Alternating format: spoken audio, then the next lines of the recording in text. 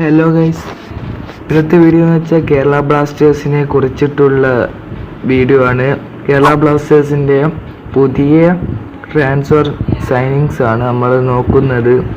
ഫസ്റ്റായിട്ട് നോക്കുന്നത് ബിപിൻ സിംഗ് കേരള ബ്ലാസ്റ്റേഴ്സിലേക്ക് ചിലപ്പോൾ വരാം. ശിവാജി ചക്രബർത്തി റിപ്പോർട്ട് ചെയ്തിട്ടുണ്ട് കേരള ബ്ലാസ്റ്റേഴ്സ് ബിപിൻ സിംഗും ചർച്ചയിലെത്തിയിട്ടുണ്ടെന്ന്. ചിലപ്പം വരാം.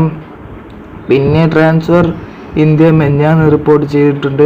എഡ്മുണ്ടുമായിട്ട് കേരള ബ്ലാസ്റ്റേഴ്സ് ചർച്ച നടത്തിയിട്ടില്ലെന്ന്. പക്ഷേ ശിവാജി ചക്രബർത്തി അവരുടെ ട്വീറ്റിൽ എഡ്മുണ്ട് കേരള ബ്ലാസ്റ്റേഴ്സ് മാനേജ്മെൻറ്റോട് ചർച്ചകൾ നടത്തിയിട്ടുണ്ടെന്നാണ് ശിവാജി റിപ്പോർട്ട് ചെയ്യുന്നത്. അടുത്ത നമ്മൾ നോക്കുന്നത് മുഹമ്മദ് നസീസിയുടെ ഗോൾ കീപ്പറായ പദം ഛേത്രി കേരള ബ്ലാസ്റ്റേഴ്സിലേക്ക് വരാം. പക്ഷേ കേരള ബ്ലാസ്റ്റേഴ്സ് മാത്രമല്ല, ഈസ്റ്റ് ബംഗാളും പദം ഛേത്രിക്ക് വേണ്ടിയിട്ട് കുറേ ശ്രമിക്കുന്നുണ്ട്. ചിലപ്പം കേരള ബ്ലാസ്റ്റേഴ്സിലേക്ക് വരാം. ഈ സീസണത്തിലെ ഗോൾ കീപ്പർ ഡിപ്പാർട്ട്മെൻറ്റ് വളരെ വീക്കായിരുന്നു. സച്ചിൻ സുരേഷും സോംകുമാറും കുറേയധികം പിഴവുകൾ നടത്തിയിട്ടുണ്ട്. ചിലപ്പം പദം ഛേത്രി കേരള ബ്ലാസ്റ്റേഴ്സിലേക്ക് വരാനുള്ള ചാൻസ് ഉണ്ട്. പിന്നെ അടുത്ത് നോക്കുന്നത് ഹോമിപ്പാം ആണ്.